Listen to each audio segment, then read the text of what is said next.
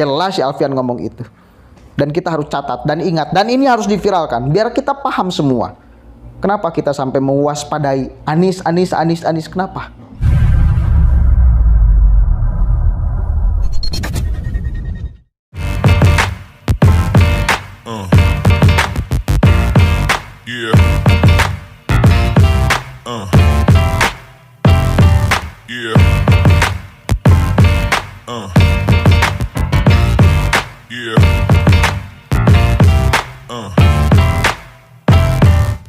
Assalamualaikum warahmatullahi wabarakatuh. Hamdan syukranillah amma ba'd. Sahabat Indonesia Plural yang saya hormati dan saya banggakan, akhirnya bocor videonya, nyebar ke publik.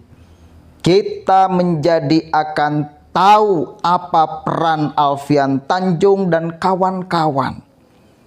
Apa tuntutan mereka kepada Anies Rashid Baswedan bila Anies jadi presiden. Ini tidak main-main. Ini tidak main-main. Alfian bahkan mengatakan semua jaringan yang telah kemudian dia miliki akan diaktifkan lagi, termasuk urusan HTI harus diaktifkan. Ini harus disebarkan ini. Ini harus disebarkan ini. Kita cek videonya nih. Saya jihadis dan tapi saya juga strukturalis ya, makhluk langka nih, tinggal dijagain sama dikader, harus mengkader memang. Nah, buat teman-teman, mari kita mengupayakan pemerataan dan penyamaan frekuensi informasi, edukasi serta peran keumatan dan kebangsaan untuk izin Islam al muslimin melalui multimedia, multimetode dan multistrategi. Nah, kalau mau menang ya belajar dari Taliban. Sekarang kalau sampai Pak Anies Baswedan menang, ya, dan jaringan yang saya bangun selama hampir 40 tahun juga nanti saya akan bilang, pulihkan Hizbut Tahrir. Kira-kira terima kasih nggak tuh sama Pak Anies Baswedan? Makanya kemarin saya ketemu Anies 2 kali, terus terang aja.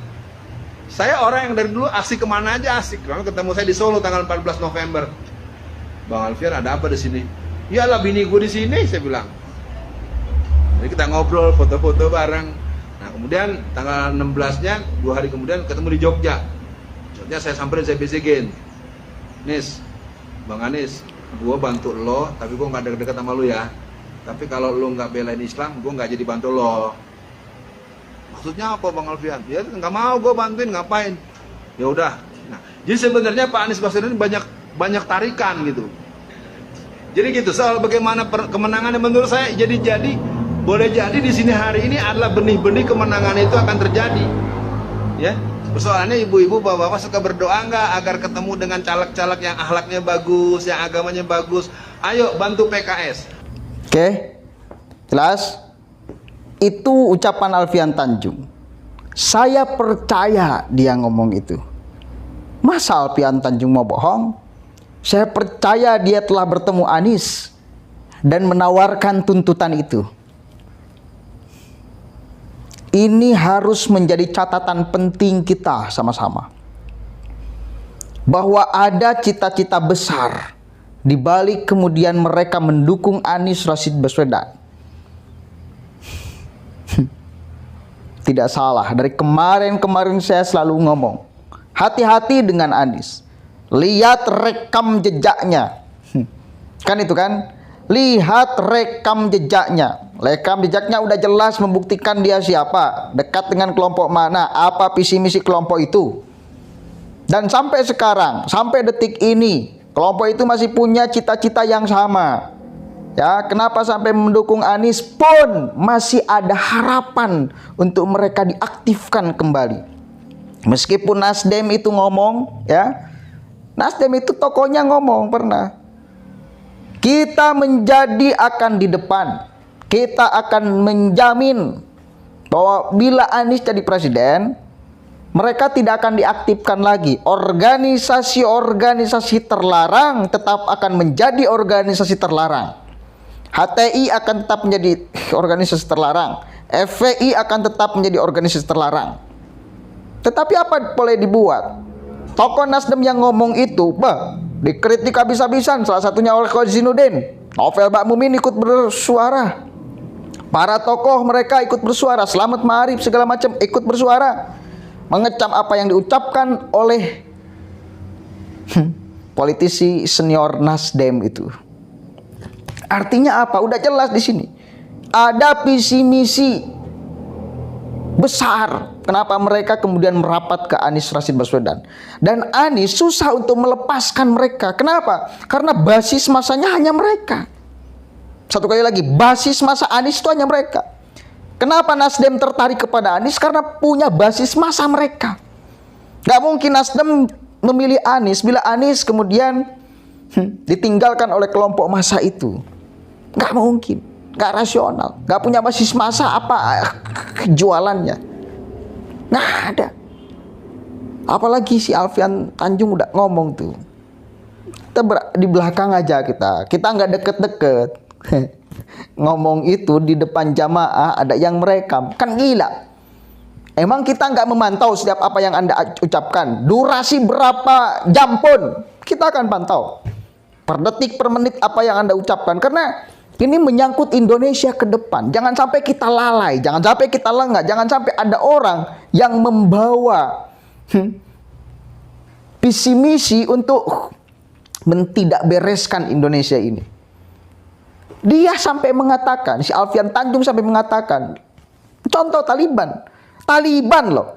Dia udah jelas-jelas mengatakan contoh Taliban dia mau tiru. Kita tahu bagaimana proses Taliban menguasai itu. Makanya nggak heran bila ada di mana Kalimantan Selatan kalau nggak salah, ada sekelompok orang yang membawa banner, ya, lalu kemudian dia itu ngomong, kita akan memenangkan Anies dengan cara apapun. Dia ngeklaimnya sebagai front persaudaraan Islam demi tegaknya syariat agama, jihad katanya. Ini udah kayak gini mereka. Makanya mari sama-sama kita bersatu. Ya, yang mencintai Indonesia, yang mencintai NKRI, yang mencintai kebinekaan, keragaman, mari kita bersatu. Persoalan Pilpres nanti itu bukan persoalan sepele. Ini persoalan serius. Karena pemimpin itu yang menentukan nasib bangsa ini, nasib keragaman kita itu. Kita nggak mau. Lalu kemudian yang memimpin Indonesia malah tidak mencintai keragaman, tidak mencintai ideologi kita. Kita tahulah bagaimana cara pandang orang-orang HTI ya kepada Pancasila, kepada NKRI, Togut segala macam. Rela kita dipimpin oleh bagian daripada mereka, Anies Baswedan. Saya pribadi sangat enggak rela.